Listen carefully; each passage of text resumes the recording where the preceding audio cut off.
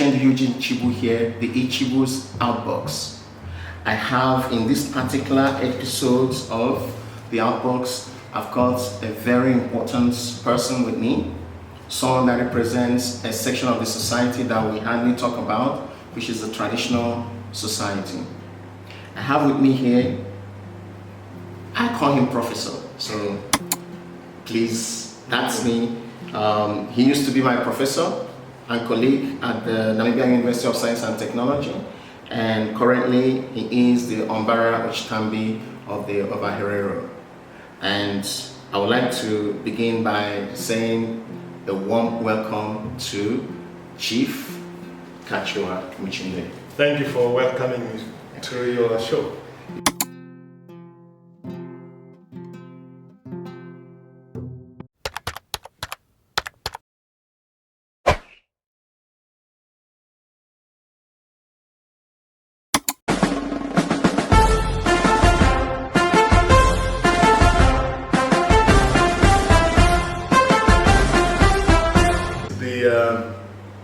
This is the seventh transition of power between one leader to another within the Herero-German authority.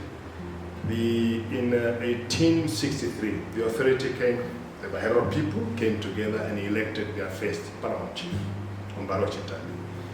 The position is elective because before colonialism, this was the head of state for the Herero government. So it was an elective position.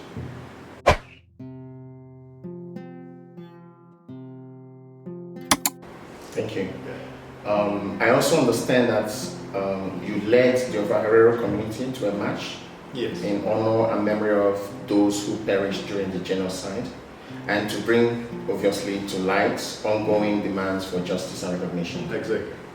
Now, you handed over several petitions, from what I read, in the news, including one addressed to the German ambassador to Namibia, and that is Thorsten. Yes.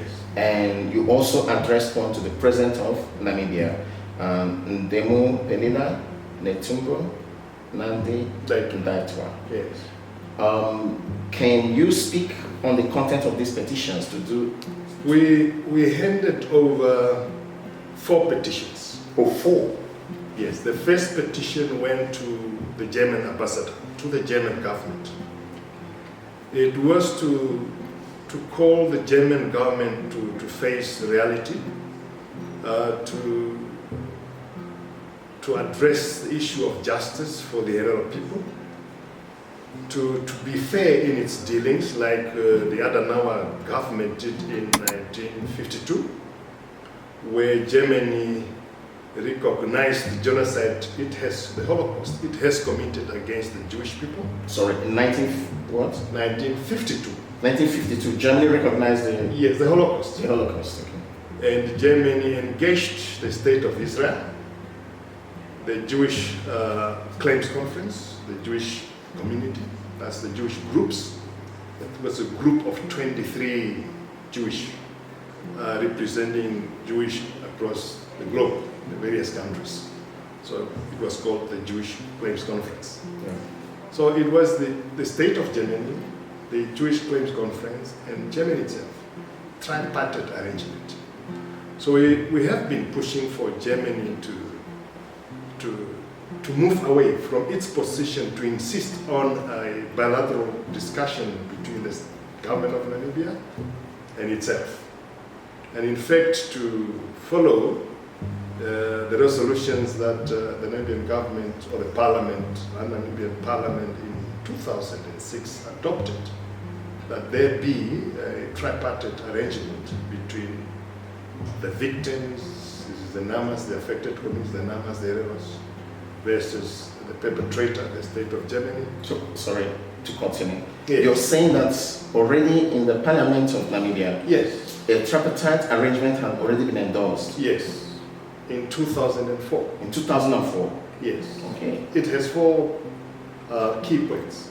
Recognition of genocide, that there be negotiations between the affected communities and the German state, that the Namibian government as an interested party facilitate the negotiations for reparations.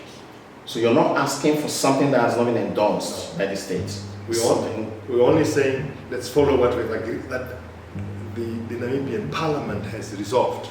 And this particular petition is to the German state. To the German state. So that's petition 1. Yes. Petition 2. Petition 2, we went to the Evangelical Lutheran Church, the Christian church, Yeah. here in Windhoek, represented by Bishop Frank Schutte. Yeah. The church, the beautiful church in the center of town, it was built by slave labor, by our people, on our land. The Christian church, or the Lutheran church, has several properties in Namibia on our land, confiscated through the decrees I referred to, the expropriation decrees. We were saying to the church, it's high time for the church to acknowledge its role in the killing of our people, in the genocide. Remember, the church, it was the church that went around and announced to the Hereros in the bush, saying, peace has returned to the land, please come. Let's get this straight. When this happened, the Hereros ran into the bush, yes, obviously for protection. Yes. And then it was the church that now called on them to come out, that there is peace. They survived, the survivors. Remember, a lot died in the Kalahari. Yes. Please come. We will feed you. We will give you water. Peace has returned to the land. Then people were put in what they called holding camps. Holding camps. Holding camps. From these holding camps, they were then transported to the concentration camps. Several holding camps in the country, but there were 6 concentration camps. I'm sorry to cut in again, and I hope you don't mind. This is what the podcast is about. We're talking about 2 camps here. They were called out, and they were holding camps. Yes. And then there are concentration camps. Yes. So from the first, they put in the holding camps, where you get water and food. They were collected, fed a bit there. Others can see it's all fine. When the numbers are sufficient for transportation, they were moved to the concentration camps. So the churches played a key role in getting people out of the bush, bringing them into holding camps, taking them to the concentration camps, where they died a mess. What do you think? The church is supposed to do good. We assume, right? Yeah. I'm not trying to say the church, when it comes to land in Africa, there's no strong history that the church has been doing good. Yeah. But for the benefit of the doubt, couldn't the church also argue that maybe the leading administration had wanted them to get people out, but then it was not the choice of the church that they should be sent to concentration camp? There may be cases. I'm not aware of I'm this. not aware of that. But all the cases I know, the church played a key role in counseling people, in preparing people to go to heaven while the land is being taken. While going to heaven meant you go to the concentration camp to die. Which is a passport to heaven. Yes. If that's, I'm not saying that it is, but perhaps this is what the church is so thinking. what we're saying to the church, calling on its moral high ground, on its conviction to do good, that we need to talk. We need to talk, we need to engage, that we find a solution where we shall go. The church cannot be quiet in this process. That is the petition to the church. Petition 3. Petition 3 went to the Speaker of the National Assembly. Remember the genocide resolution of 2006 was resolved, agreed on in the Parliament. The Parliament expressed the will of the Namibian people. That's what Parliament is, the will of the Namibian people. that will has those 4 legs I referred to. It was a genocide. Then there must be negotiations between the victims and the perpetrator government. Our government will facilitate the process of negotiations. There should be reparation paid. That's the 4 corners of the resolution. Now, Parliament remained quiet while the executive veered away from that resolution. The executive engaged with the state of Germany in 2015 to 2021 and produced a bilateral agreement referred to as the Joint Declaration to address issues of reconciliation and reconstruction, to provide projects in the areas of rural and electrification, sanitation, and so on. So the petition really said the Parliament abdicated its collective responsibility to hold the executive accountable to the decision, to the expressed will of the Namibian people.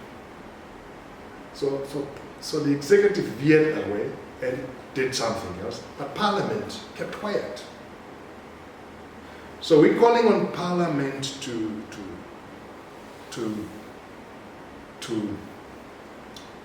hold the executive accountable, to bring the executive to what was agreed on in 2006. That's petition 3. Thank you. Petition 4. Petition 4. And the last one went to the head of state, Her Excellency President Netumbo Nandi-Ndaitwah. Being the head of the state, we were asking the head of state, the executive, is opposing the case we filed in the Namibian court.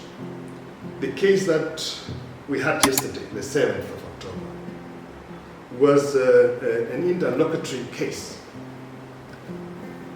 We applied for a joinder. We brought in 27 traditional authorities, traditional community, leaders of authorities, entities of traditional communities. We brought in the state of Germany to be part of the respondents to the case. The Namibian government did not oppose the joinder. I mean, for the purpose of the audience, a joinder is an application to add on people to the case who have, adding people of entities to the case, who have substantive interests in the outcome of the case. Yeah. The state of Germany has substantive interests in whether the joint declaration will be nullified in the Namibian courts or whether it will be endorsed as is. So Germany must be represented there defending its interests. That is why it is brought in, or that is why we want to bring it in the case, through a joint application.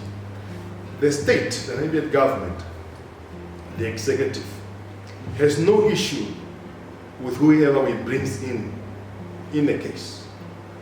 But for the state of Germany, it has an issue, a different question, saying we can bring in Germany, but our Ministry of Foreign Affairs will not summon Germany, will not give service, the court papers to Germany to come to court. And in fact, the executive has hired lawyers to defend that the Namibian courts has no jurisdiction over Germany, therefore Germany should not be brought to the Namibian courts. Which executive? The Namibian. The Namibian. The president of Namibia. Okay. Amongst these 4 petitions. So we are saying, why is our government? Why is the president overseeing a process where our government is shielding Germany from facing justice in our courts? That's the question to the head of I state. think that was going to be my question before you chipped it in, because I wanted to ask in general of the four petitions, how many of these people or institutions petition are forthcoming in terms of, did you get good reception from them? Yes, the German government, through its embassy in Windhoek, has accepted the petition, welcomed us into their offices, expressed that the ambassador will take the petition to his government. Of course, he would say, look, they would not mind who comes on board for negotiations. The Namibian government must decide, although they are pushing on state-to-state negotiations. So, but we say we don't want to come in just advisory capacities. We want to be substantive negotiators. Thanks very much for expatiating on this issue of petitions, because we get lost even in the legal terminologies and the historical issues that tend to arise from this. But before I go to my next question, sometimes I ask myself, because here you're talking about concentration camp as at 1904. Yes. And the German, there's also a history of concentration camp with the Jews in Germany in the 40s, 30s to 40s. Yes. It makes me wonder, the German colonial administration probably were doing this, had done this in Africa before they actually shifted, applied the approach, maybe in a more sophisticated form or in the same way, in Germany. That is terrible, on the Jews. But you also talked about 1905, when you said all movable and immovable properties was declared that all movable and immovable properties should be taken from the Hereros. Now, immovable properties, that I understand, because that is land. Yes. And we will come to that on That's the land, houses, whatever was there. So, which one is the immovable movable properties? The Hereros at the time had about 100,000 head of cattle. Woohoo. Remember, the extermination order said anything that is Herero must be shot or killed or destroyed. So that may be livestock too, I don't know. But they went on to take all movable properties, immovable, from the Hereros and Namas. So all the livestock to date. And that would mean goats, sheep, cattle. This is quite interesting. Now it begins to make sense, because cows are livelihoods, but in their own way a movable thing.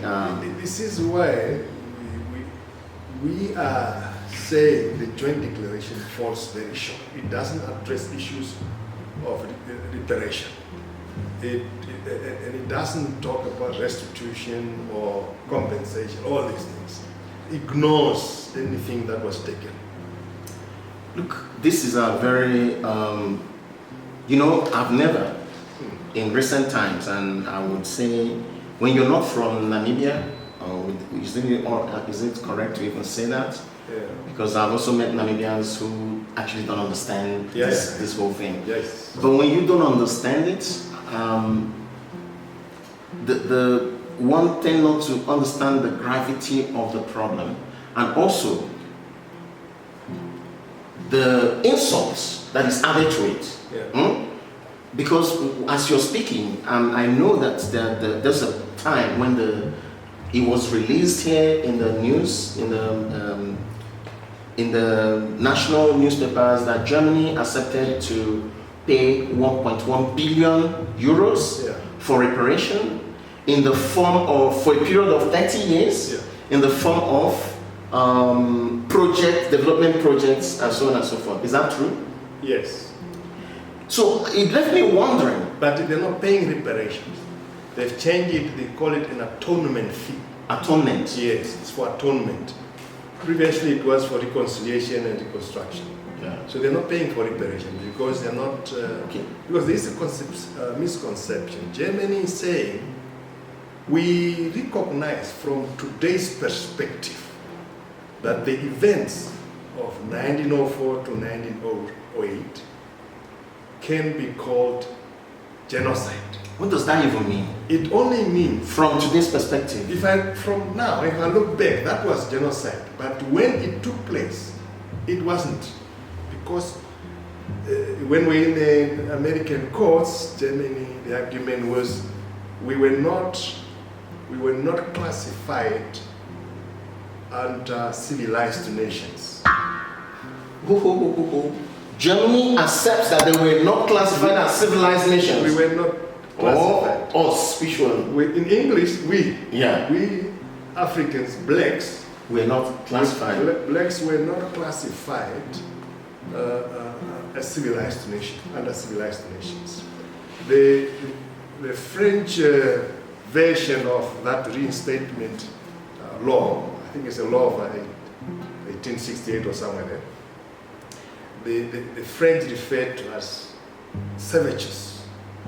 The English version is uncivilized. So who, if you can, I know we are moving a little bit out, but this is an educational one as well as historical and land administration issue. Who does the classification, please? It's the whites. So Germany is arguing it's the West. It's the West. They realize now that from now they see it as genocide, but it wasn't then. They do not see it as at then, because as at that time, them being in the community of whites did not recognize us as civilized people. Yes. So the only reason now they are willing to even start from today is because finally, them as being in the community of white people now recognize us as civilized people. We are now civilized. But if the genocide took place today, it could be called genocide. But at the time, it wasn't. That leads me to an opinion. Yeah. Therefore, the 1.5 billion is an atonement. 1.1 billion is an atonement. Yes. But the Hereros and the Namas and the victims don't get it. It goes to a government, there will be a special purpose account that will manage it for those bilateral projects. Bilateral projects. So who decided to be projects? The two states in their negotiations, then the German state and the Namibian state. I'm sorry, but in history, this issue needs to be looked well into. And the reason I say this, for once, is that if for a period of 100 years now, that this 121 years that this genocide has happened, Germany has been in denial about its own, the genocide it committed against the people in Namibia, the Herero and the Nama. And then upon showing atonement, Germany now feels that a 1.1 billion that is dedicated to projects over a period of 30 years, if I'm not mistaken, is good for atonement. Yeah. That is what... For the victims who live in Namibia. For the victims who live in Namibia, not the ones that are outside Namibia. Now, South Africa elsewhere. That's what we call a well-calculated bull. In development terms, this is a well-calculated bull. And the reason this is a bull, I give you one. When did the Ukrainian war start? 2022. 2022, yes. Between 2022 and now, ask your AI, consult your stats, consult your news. Germany, in terms of funds and material, has invested nearly more than 30 billion for something that has not much to do with them, just because Germany is there for the good, which is to protect those who have been invaded by Russia. I'm not a politician, I have no plans to be, and so what I'm saying is simply based on what is in the books. Yeah. But I would think that if Germany has so much of a conscience to spend more than, call it 10 billion, 20 billion, whatever you want to call it, within 3 years, to protect a neighbor that they consider to be a good neighbor, it is a calculated after 120 years that Germany will be talking about putting out 1.1 billion to be spent over a period of 30 years and through development projects. For people who have everything up to date. This is crazy, and I think anyone that is out there should understand this. If you are a citizen of Germany, a citizen of Europe, a citizen of Nigeria, a citizen of Namibia, a citizen of South Africa, wherever you come from, this whole thing is an abuse to common sense. And I say that because Germany has them. Let me shock you. I don't want more shocks. Don't do this to me. Okay, go on. Let me shock you. At the time of German unification, 1990, and Namibia's independence, the Namibian state and the German state agreed that Namibia will be given more development aid than any other country.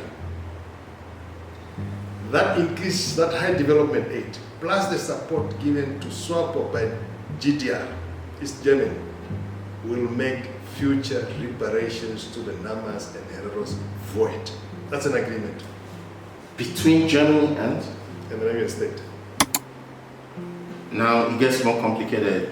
So that is why our state, as we speak, is in court spending my tax money to fight me not to get Germany in a court here. That's yesterday.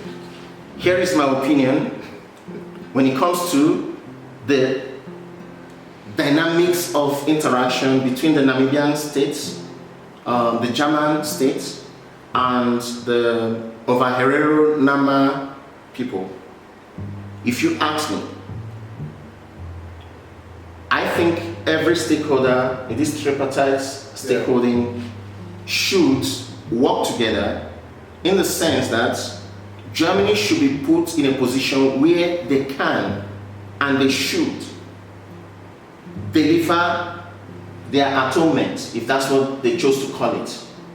But that atonement should be well coordinated and respectfully delivered to maintain the dignity of the Ovaherero Nama people and all Namibians who might have been directly or indirectly affected by this pack of issues that have been going on for over 120 years. And the Namibian government, I believe with the power of the states, should be able to facilitate, create an enabling environment for any atonement made to reach the grassroots, to reach the right people, whether be there in Namibia or outside Namibia, and to benefit the development of the country. Now, there is a guideline for that. The United Nations have developed guidelines for reparations. That has about 5 key points, issues that need to be covered. We, in 2022-23, petitioned the United Nations. In February 2023, the United Nations issued letters to the Namibian government and to the German government, saying the negotiations that has been taking place does not qualify to be reparation. So, since Germany has committed a genocide, it must pay reparation. So there's a fourth party in this, the UN. Yes. Do you trust the judgment of the UN from your interactions over the years? Okay. Yes. So please, I think that in Africa, this is not an issue of Namibia. If Namibia is good, one country will be counted to be good in Africa. If something Namibia is able to deliver an environment of justice for all concerned, it is good for Africa. So, and I believe that with the stakeholders mentioned from the two states, Germany, Namibia, the Herero and the United Nations, we hope that somehow we'll come up with a better result. But before you move off that point, there is another stakeholder, is the African Union, which has declared 2025 as the year of reparation to the African people and people of African descent. This particular year. And our government is party to that African Union resolution. Let's recognize the African Union and add African Union to the stakeholding, but it's good that you mentioned this, because many a times we read this in the news without these things being mentioned. Some people wonder what is happening in Africa. The African Union is a toothless bulldog, they are not doing anything. It's good that at least you are bringing these things out. From my heart and to all Hereros, to all Nama, to all Namibians that could have been affected directly or indirectly by this situation, I hope that we get to the end of this in a manner that will be beneficial, not only to the affected people, both in and outside the country, but also to every Namibian and any other stakeholders. So that takes me now to land. Yeah, there are also other Namibians that were affected. Maybe you have the question. There are other Namibians that are affected. I leave that, we'll talk about that later. I think that perhaps will be a point where I look at the social kaleidoscope of the whole thing. But definitely, I've read in literature about this, and I would like to get back to it. So, the genocide was accompanied by widespread confiscation of indigenous land